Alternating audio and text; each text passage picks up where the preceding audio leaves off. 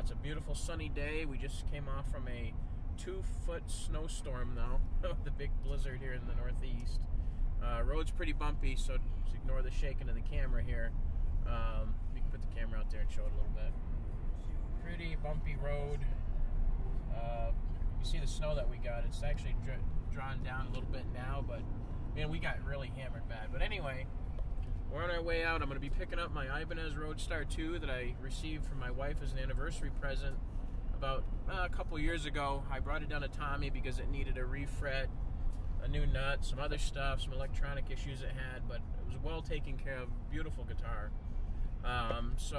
Tommy has, the reason why it took a while is not because of Tommy, but rather because I was waiting for the version 2 of the Evertune to come out, because I wanted the trem version of the Evertune, but I actually decided just to kind of leave it, I think, in its original spec, and plus I really wanted to get it back to play it, so I just told Tommy, go ahead and finish it, and he did that for me, and I really appreciate it. But we're going to have a lot of fun today. Have a look at the roads here. Again, pretty nasty. Not nasty, but we just come off a 2-foot snowstorm, and you can see how they plowed and they're really clearing up now. But anyway, we're headed down there. We're going to do some filming. I'm going to have Tommy talk to you a little bit about the guitar, what he's done to it, what he knows about it, and should be a lot of fun. So buckle up for the ride, and we'll see you in a few minutes at Tommy's. All right, we're here with Tommy. Tommy, nice to see you again. Oh, Peter, always a pleasure. Always a pleasure. Buddy. Always good to see you, my friend. So, first of all, yes. This is Tommy Graves. I don't know if any of you, I don't think I've had any videos of you yet, have I? No, I think this is a first. We have a very special. This is a very special day. Yes, it's always special when you're here. Yeah.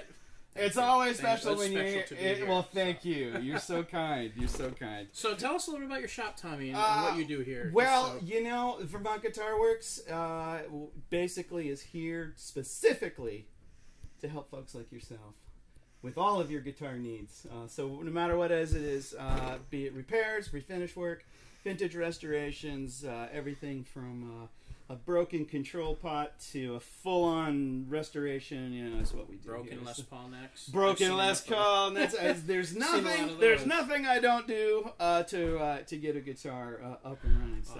Awesome. So I've done it all, and refret work is a really popular thing here, as you can imagine. Just like tires on your car, absolutely. They wear out. They last so long. They can only last so long, exactly. Yep. So refret work, do a lot of custom nut work, and lots of restoration work. And I would call this like a mini partial restoration here, because there was a lot going on here. You're the only guy I'll bring my guitars to. Thank you, thank you so much, and I do appreciate that.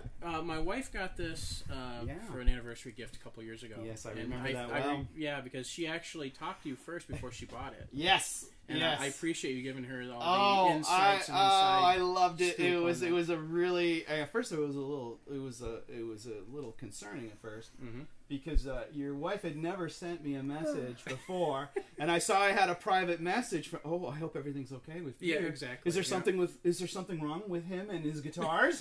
What's going on? His wife is contacting me. So she was kind of working behind the scenes, and I remember it well. She was so sweet.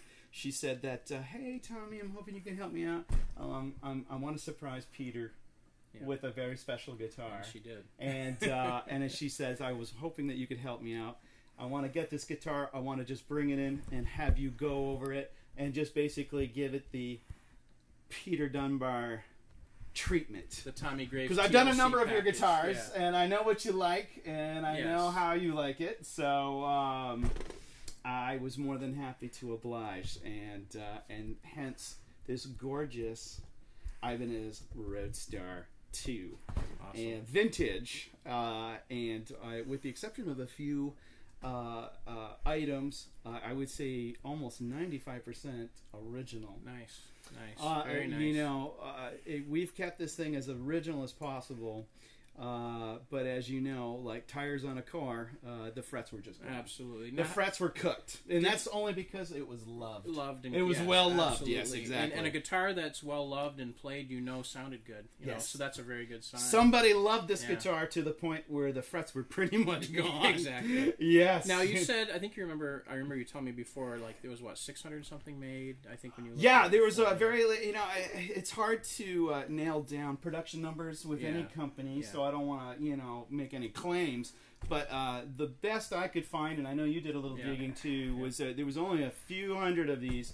It was under 1,000 of these made, and it was during a very small period of time. Correct. Yeah. And most folks, from what I could see, with the various Ibanez forums and whatnot, they considered these sleeper guitars. I mean, these guitars were just ahead of their time. Yes. Yep. Ahead of their time. Steve Lukather was a real pro Ibanez Roadstar guy, as is others. I just can't think of them off the top of my head, but such a finely put together guitar. I mean, just look at that top on this thing, that figured maple top on this. Let's take a look at that. I mean, I don't know if you can you get that? I mean, look at that beautiful figured maple top. It's just absolutely. And even the back, I thought had a really nice uniqueness to it as well. Yeah, just on that guitar. Gorgeous one-piece maple neck. And you can tell it was really cared for, because as much as the frets were wore, the body was just in unbelievable shape. I mean, I don't think there's a scratch on it. Oh, not a scratch on it. It's just gorgeous. Yeah. Probably was a single owner. Yes, it was. Before we actually know the gentleman. Who was the original owner. Yeah. And he took very good care of this guitar. You can just tell. He just played his heart out on it. Neat features. The double locking Ibanez Edge tremolo system. Yep. With behind the nut locking, which was such a neat feature for the double locking tremolo system. Really nice gold tuners. It's got the Ibanez 57s, I want to say, or the 58s. Super 58s. Super 58s, thank you. Yep. The original Super 58s, which are highly coveted. Highly coveted pickups. I remember I asked you, I said, Tommy, do you know if it's got the Super 58s? And you sent me like a picture. You took it back off. Yeah, it's like I took them out just to verify, and I did check both. It's got them, which is always good to do, because over the years, people swap pickups, and correct. You never know, and so that's a really great pickup system. Another neat thing to point out is the Super 58s being a coil splittable pickup. Yes, and matter of fact, just before we started filming here, you said, "Look, Peter, it's got the push-pull." Yeah, focus in on this. It's actually not a push-pull, is it? It's not a push-pull, and it's a kind of unique feature to this guitar is single coil activation. So it's volume, neck bridge with a master tone, and of course then you have your three-way here, and then you can select single coil versus humbucker, which is kind of cool, because if you want both pickups, you can have one split and one not. Totally. So you can get some really good sound combinations in there. Just basically more than double your tonal capabilities out of it, and it's really neat. I really the equivalent of like one of those HSS Strats, where you have the single coil and the double coil. Exactly. And part of the restoration project here, I don't know if we've mentioned this or not, was going over the Edge tremolo and the electronics and the tremolo system. You see the camera, Camden, just for a second? Yeah, My son Camden's been running the camera. Say hi, Camden. Okay. That way I can get a little close up here. Oh, there we go. So did a complete teardown of the tremolo system. Just basically cleaned and lubricated all of the contact points and whatnot. And I'm here to tell you that these fine micro tuners at the tremolo are beautiful. Awesome. I mean, they're smooth. I really wanted to hear they're that. Smooth, and they're so nice, and they're so responsive and very, very, very nice. And then we talked about the electronics, of course. All of the electronics controls are original, including the jack. That's all. Even the jack was original. Even the jack is original. And that's surprising. As much as a guitar was played, I know. That's usually the first thing that goes, which tells you the build quality of these old Ibanez. Totally. Which is great, because as you said, these are older electronics and stuff, especially with the single coil activation. Yeah. Highly mechanical part. These contact points, can get dirty and break and all this other business. But the quality of these over the years has just held up, and they're Absolutely. and they still work.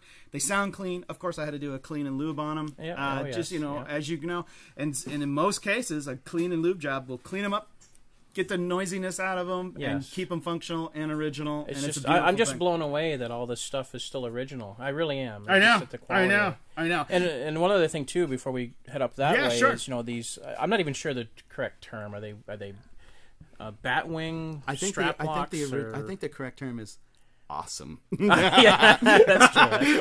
I think they're just plain awesome. They are, I know.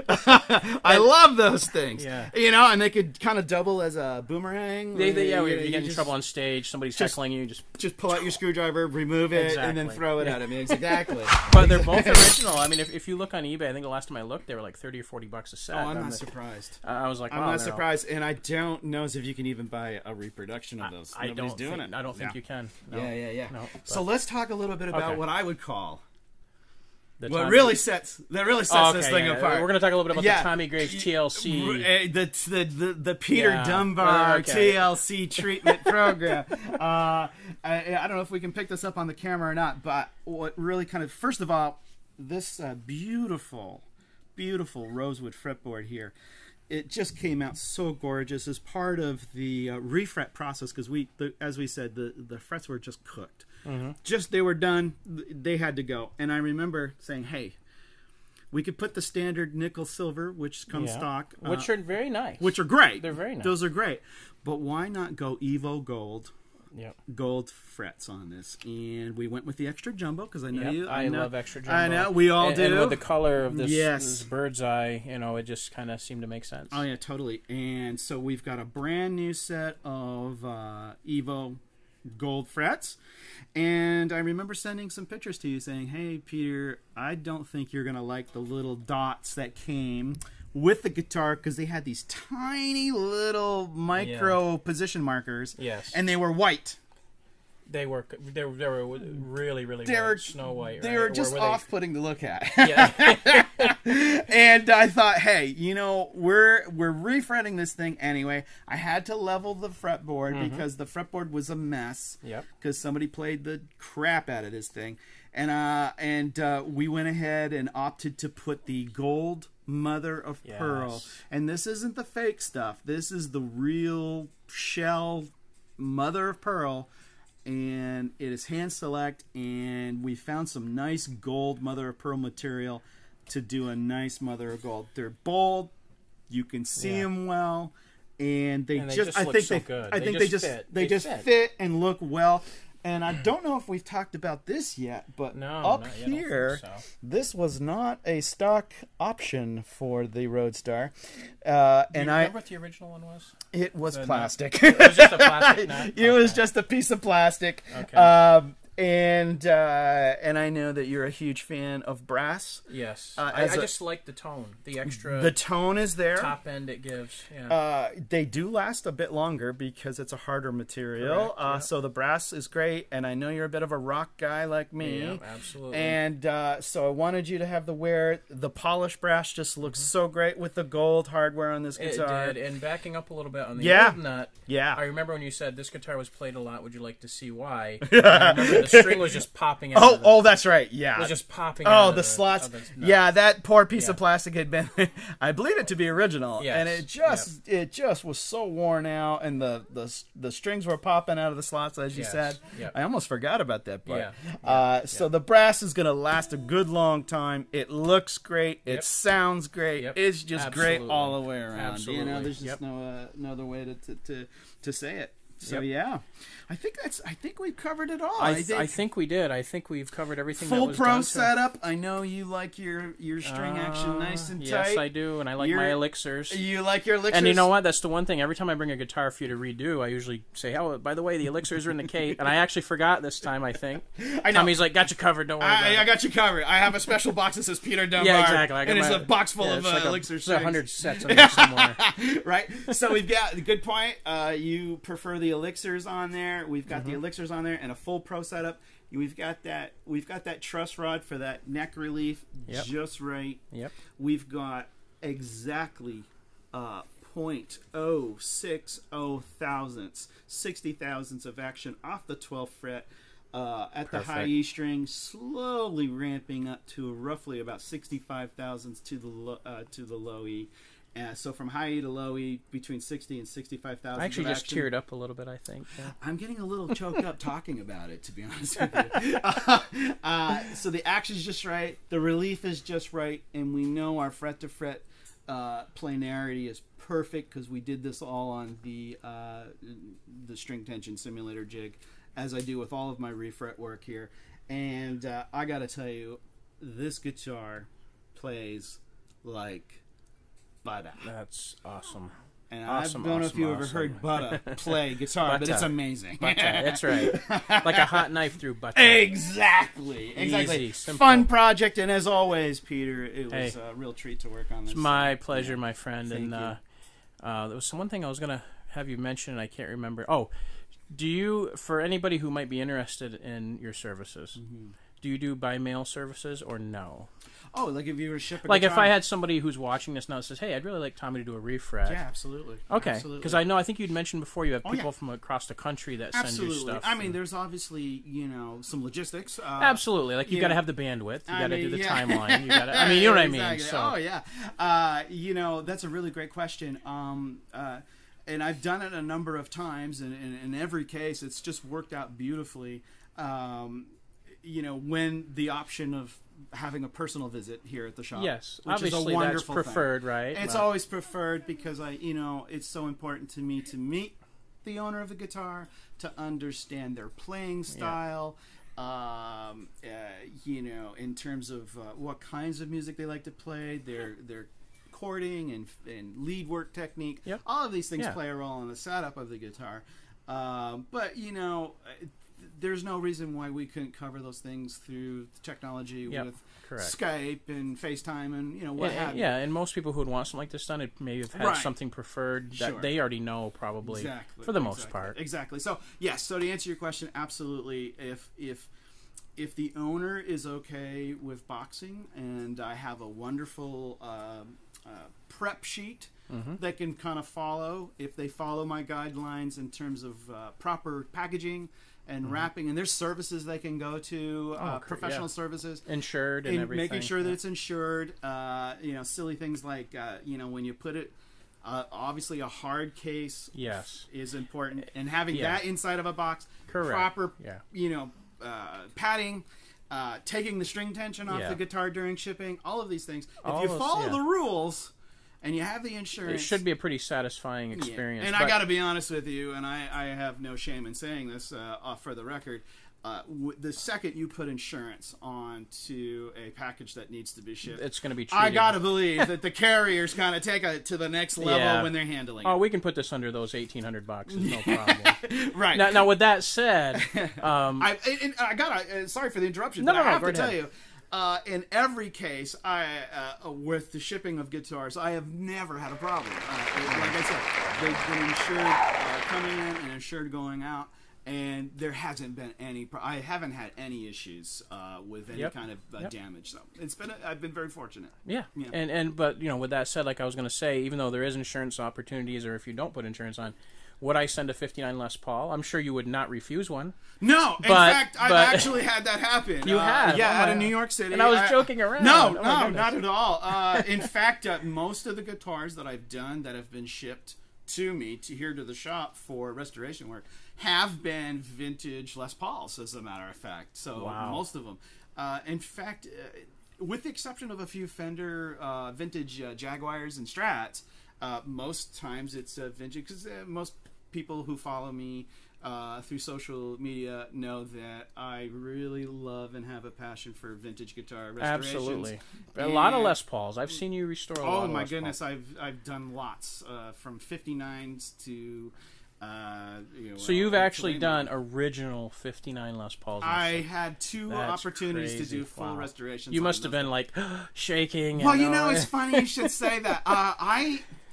I have respect for vintage guitars, as any luthier should, but I think you get to a point where you've done enough of them, you've done enough of these operations where you know, a lot of the nervousness or the fear factors in operating on such a fine instrument or a highly collectible guitar, that kind of fades over the years. That's true, because I mean, I've sent you even, you know, not, I mean, I don't really have any vintage instruments, but the Explorer that you did for me, I mean, I remember you'd never done an Evertune before.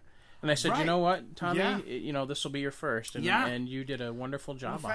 Thank you. The Evertune system. Yeah, I remember that well. I was like, okay, well, I need to... It's a new product. Yep. By Evertune. We're doing a little plug here for the company. I believe in the product. Yep. And I went into it with some hesitation, as I think most do. Yeah. Because it is new, and I'm I'm a guitar player from the 70s. Yeah. And you know, I'm a bit old school, so new technology is something that you have to have an open mind and open eyes to. And I remember you introducing me to that product. And I did, like I said, I went to it with some apprehension. Does this thing really work? And I'm here to tell you it does. And you know, you gotta know how it works, and you got to do the right things. But when you do that, the thing performs and functions. And you know, I'm a heavy believer in it. I know you are. Now this isn't an Evertune. Matter of fact, we can say this one last thing before we stop. Sure, yeah. I was actually going to have the version 2 put into this guitar, and you know, I'd been talking to Cosmos, and he said the version 2 is going to have trem. Right. I'm a David Gilmour guy, right? Yeah. And what better than to have a trem, which this has.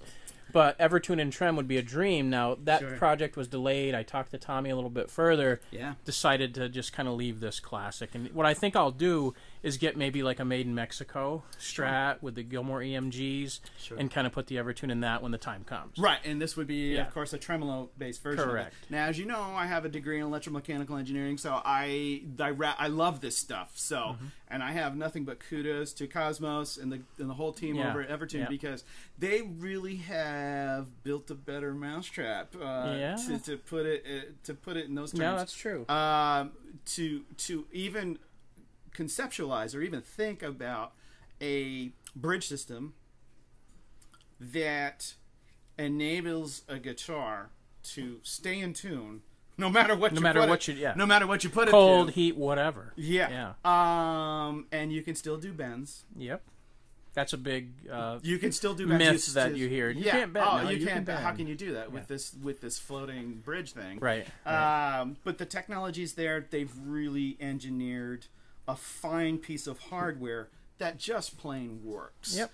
And I saw the demo videos. I installed the first one on one of your guitars. Yeah, the Explorer. The Explorer. Yeah. And I remember putting it through its paces. You were talking about being nervous earlier. Okay. Yeah.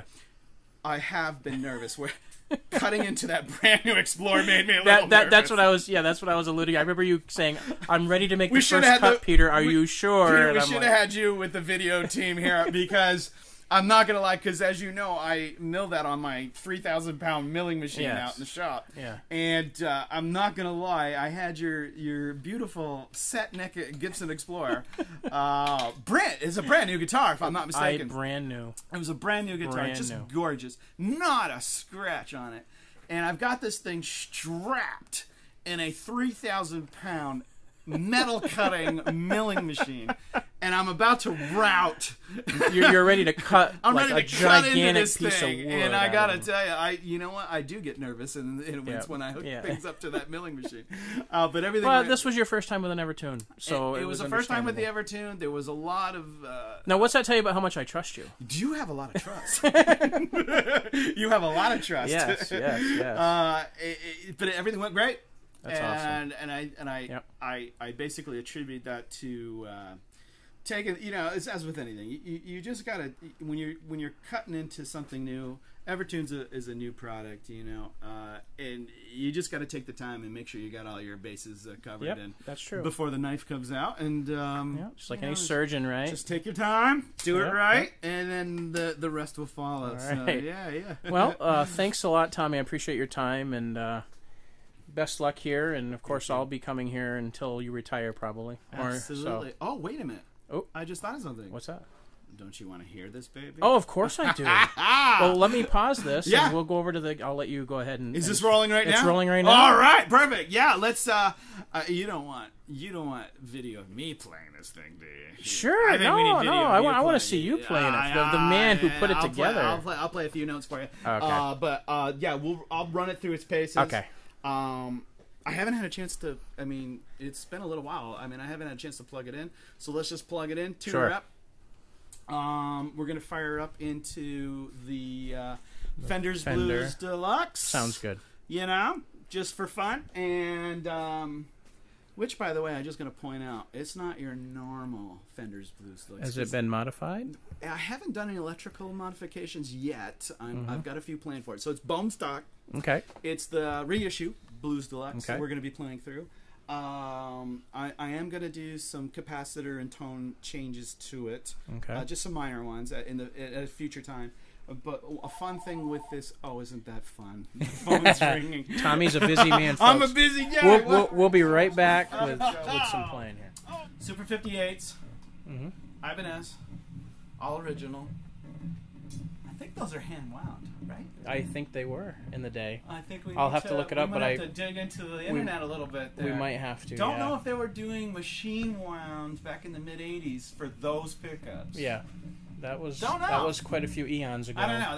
That's getting a little into some deep vintage Ibanez trivia that I am not aware of. These do sound nice.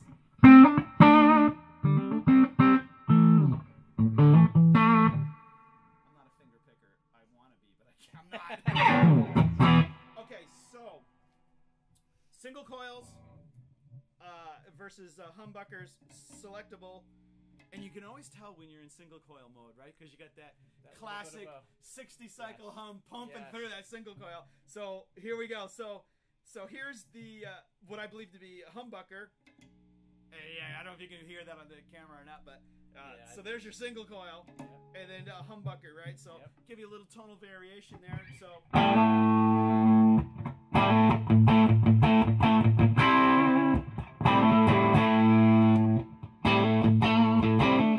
you can hear that single coil spank coming right through, right?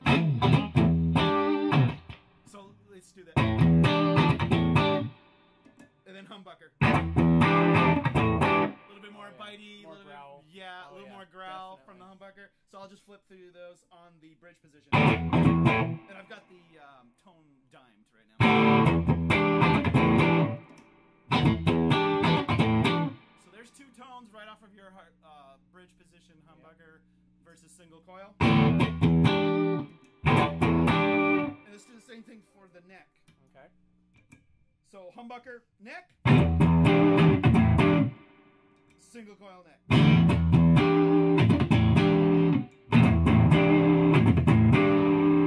you can tell the difference. Oh yeah, there's definitely 4 different tonal options. Oh yeah, totally. And you put a little gain on this thing.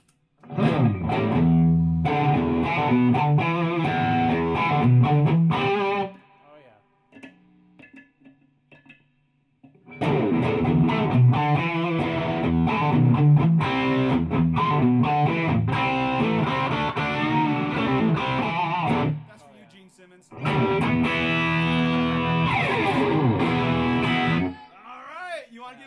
That's an awesome sound. You want to give it a shot?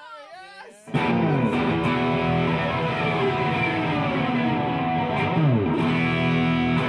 hope you don't mind me wearing out your elixirs. No, you know what?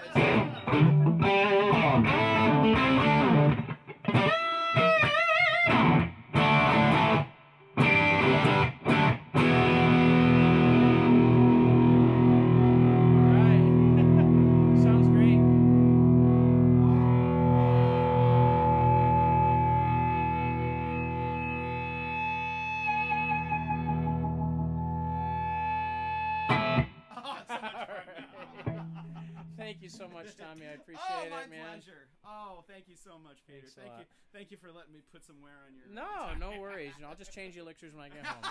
You're just burn them out. right? Yeah, you're totally gonna have to. All right. Very fun guitar. Thank you for giving me the opportunity to help you out. And well, I appreciate you doing it for me. Man. Oh, I appreciate it too. Thank you so much. And you know, I'll be sending you something more soon. So. Oh, I can't wait.